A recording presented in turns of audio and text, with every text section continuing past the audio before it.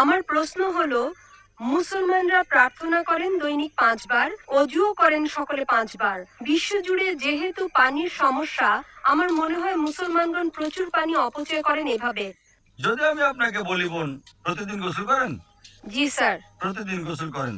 জি। অজু করার জন্য অজু আপনি 1 ঘট পানি দিয়েও করতে পারেন, 1 ঘট। ঠিক আছে। গোসলে আপনার কয় লিটার পানি লাগে বোন?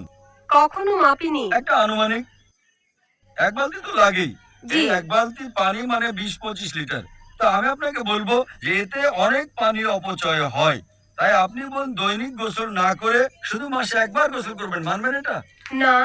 আপনি বলবেন ভাই আমাকে পরিষ্কার পরিচ্ছন্ন থাকতে হবে। আপনি যেমন প্রতিদিন পরিষ্কার থাকতে চান, তেমনি ভাবে আমরা মুসলিমরাও নামাজ পড়ার আগে আমরা চাই যে পবিত্র হয়ে উপস্থিত হই। তার সাথে আমরা গোসলও করি। আল্লাহ সুবহানাহু ওয়া তাআলার হুকুম সূরা মাইদা সূরা নম্বর 5 আয়াত নম্বর 6।